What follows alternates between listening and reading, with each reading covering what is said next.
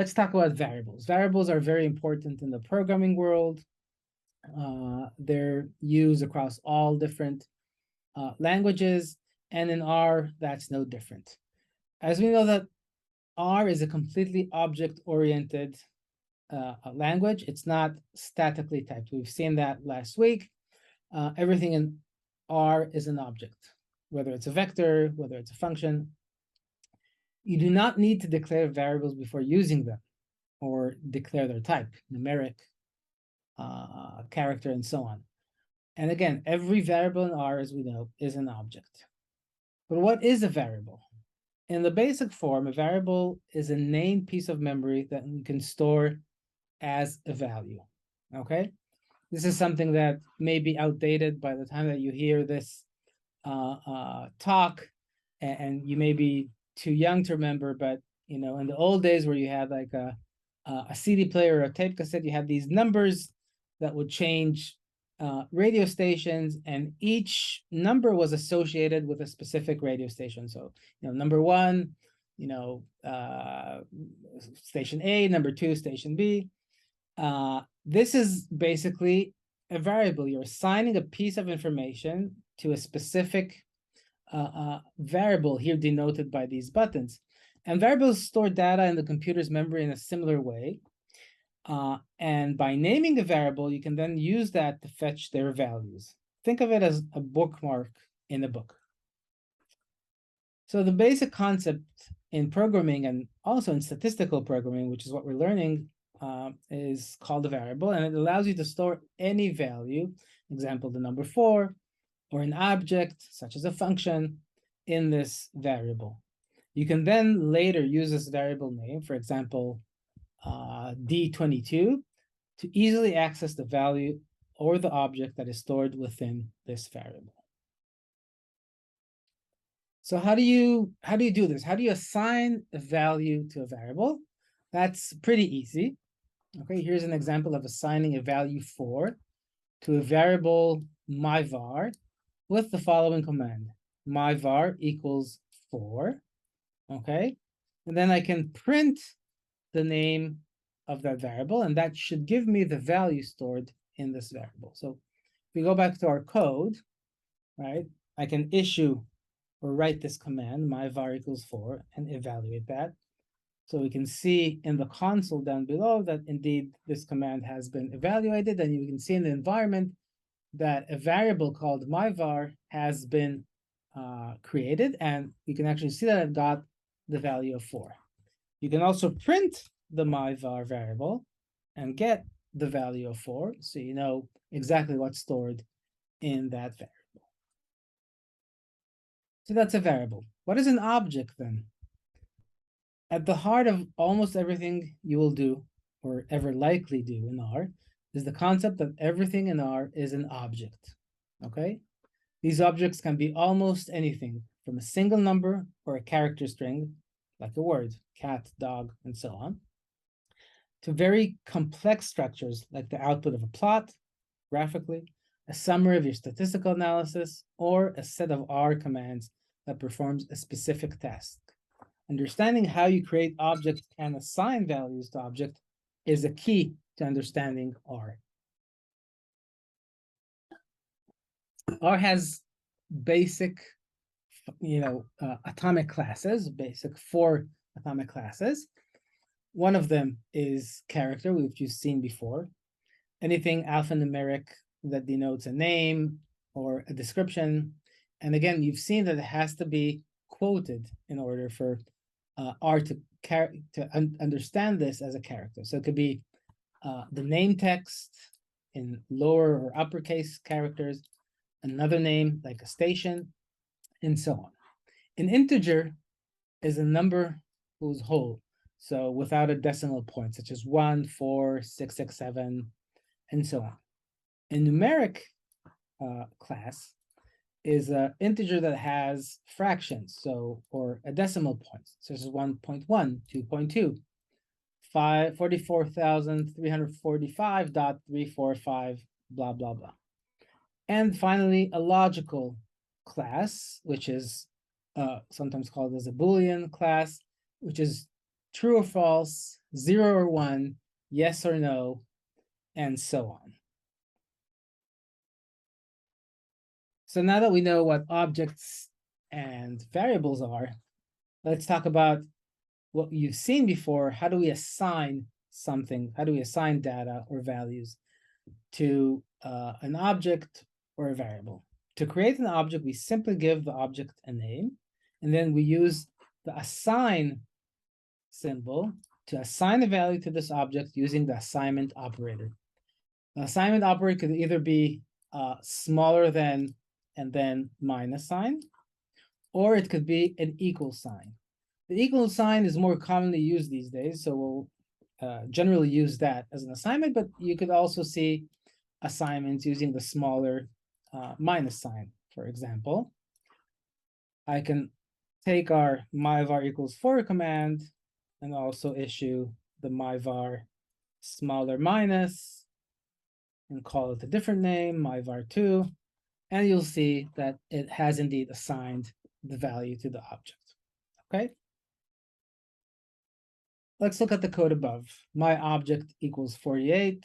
We created an object called my object. Notice that variable names or objects can have underscores and can have different naming schemes. We'll discuss what's legitimate and what's or valid and what's invalid in naming schemes in a second.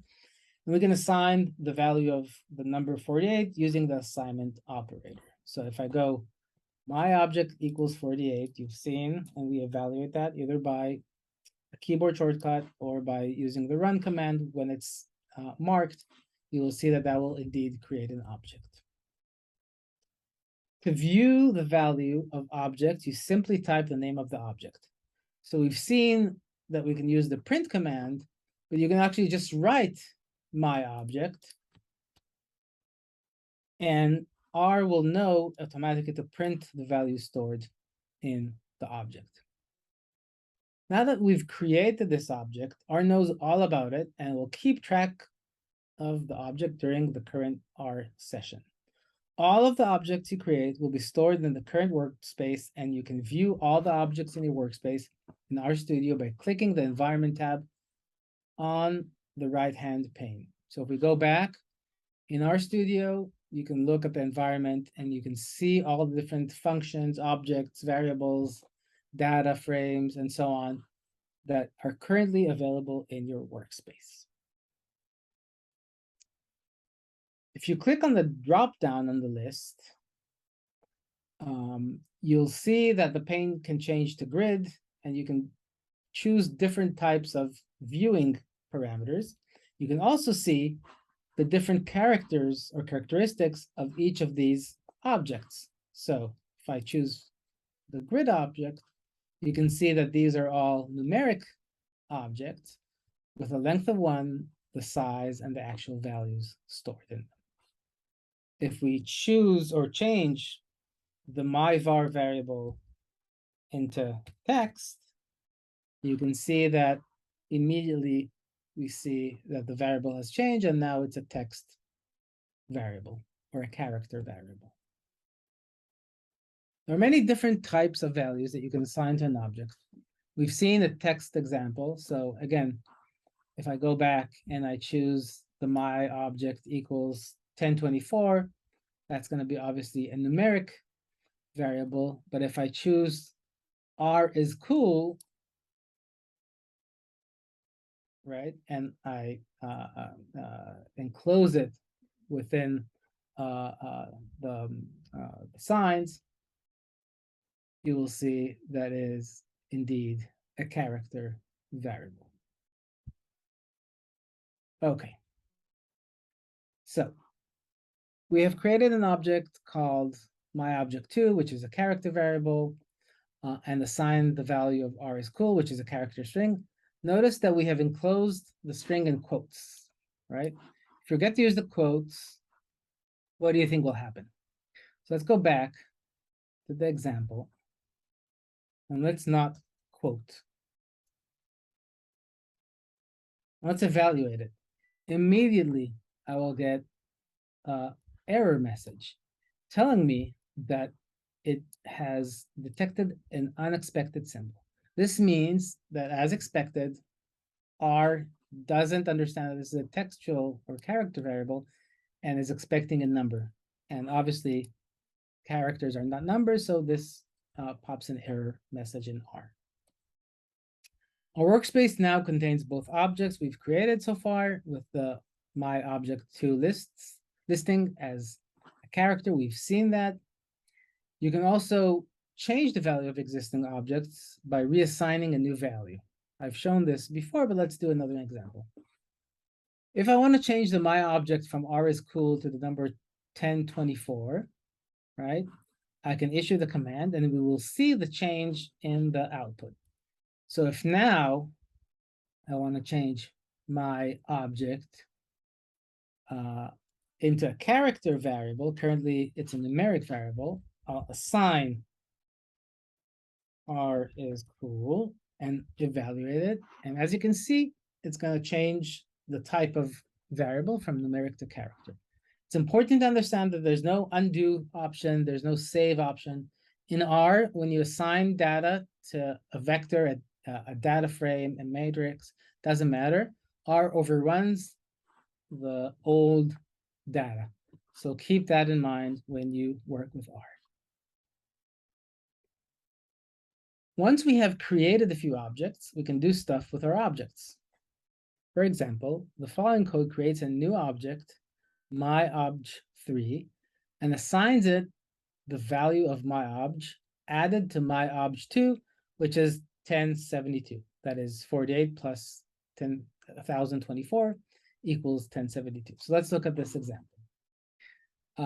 We have a few of these objects. So we have a numeric object called myObj, which is 48.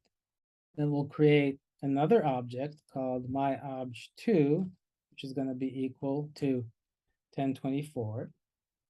So we have two numeric variables. And now, if I create another variable, which is myObj plus myObj3, we're going to get an error. Why is that? Because obviously we don't have obj3 yet evaluated. This is a good example of how a small mistake can create errors that you have to debug or decipher. So this is your first debugging experience. Now that I've corrected, so I can evaluate again my obj2, obj, and thus evaluating now will give me the correct value. And if I just issue my obj3, I'm going to get 1072. So that's an example of how you can combine variables or objects. You can do arithmetic manipulations and statistical manipulations on objects as long as obviously the character class is numeric, and so on. Okay. I've shown you the errors that you get. This is an important part of working with R. When you first start learning R, dealing with errors and warnings can be very frustrating, as sometimes it's quite difficult to understand. One way to find more information about an error is our friend Google. So Google has information on different types of errors, different types of R user experiences that have used R and have gotten errors. So if I go to Google,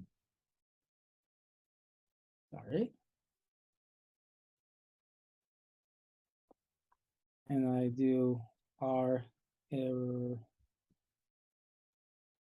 not a character,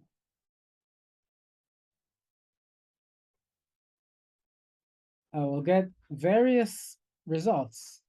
And if you have a more detailed error, you may find a very quick solution to your specific situation, specific error that will help you solve this quite quickly. So Google is a very good resource for understanding error. Another error message that you'll get quite often when you start using R first is object, XXX or YYY not found. As an example, let's take a look at the code below. I created an object, my object equals 48. And I'm trying to create an object called my object 4 that equals my object plus my object. But it's saying no objects not found, right? Notice that it's my object plus no object. R returns this error message because we haven't yet created, that means defined or assigned a value, or created a variable called no object yet. Another clue that there's a problem with this code is that if you check the environment, you'll see that there's no my object 4 that has been created. So, going back to this example again,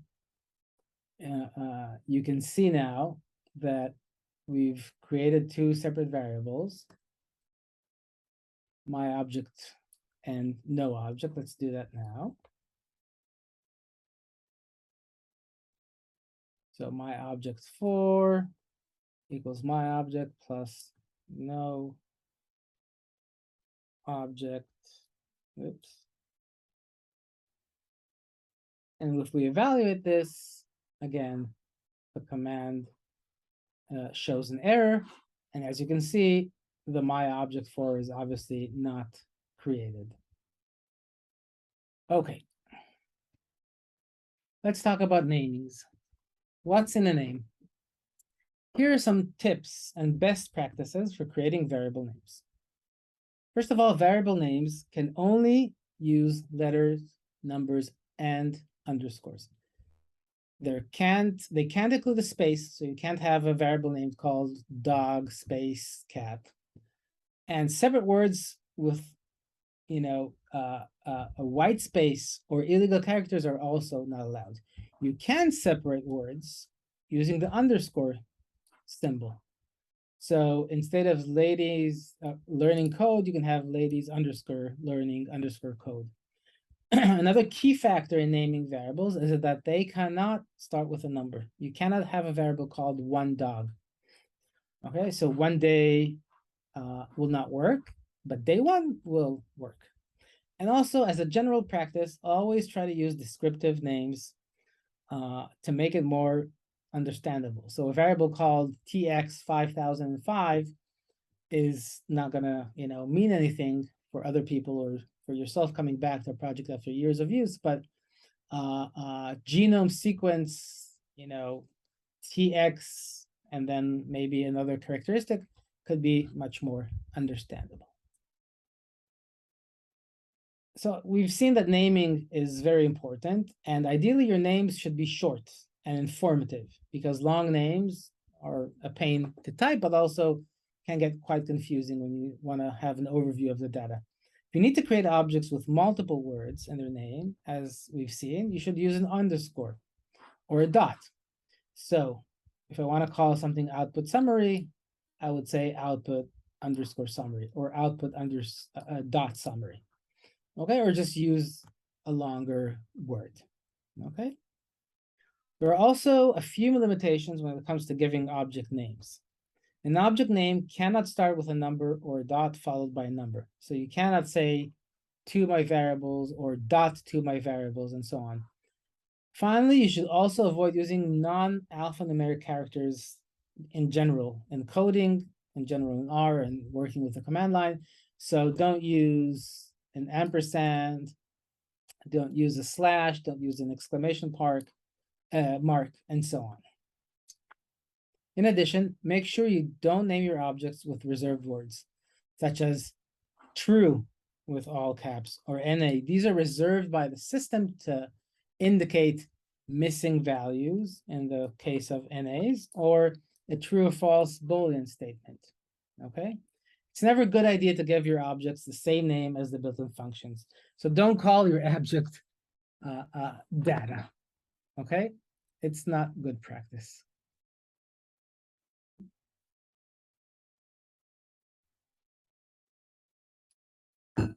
Let's talk about now arithmetics. Arithmetics with R. In its most basic form, R can be used as a simple calculator.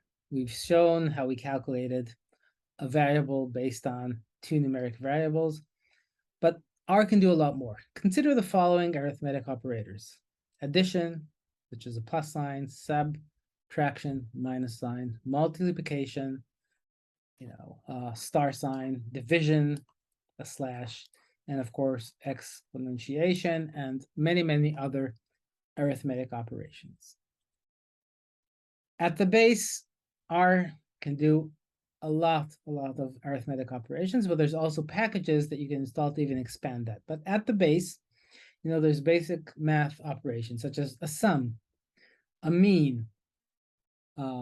So we've learned in the past using statistics to calculate the sum of the total of all values in a vector.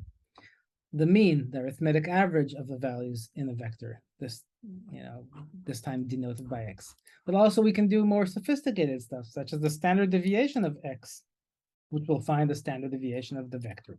The median value in x, the IQR, the interquartile range of x, the range of x, which is a vector of the minimum and the maximum, and the variance. So all of these calculations that we use to calculate in base statistic, R can do quite fast and very reliably.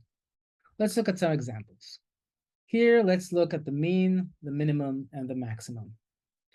Here, I'm creating a vector called A, and I'm using the C function. We'll learn about this in a minute, which basically creates a vector of the following numbers: 2, 4, 6, 3, 1, 5. I can then easily calculate the minimum, the maximum, and the mean of that vector and get the results quite quickly. Let's look at an example.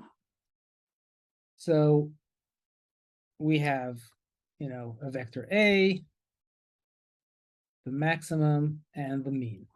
If I assign this vector of numbers into A by using the C, the combine function, I create a vector which has 6 numbers.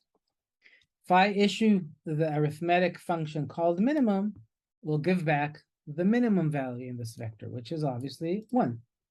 If I use the max function, it will give back the maximum value in this vector.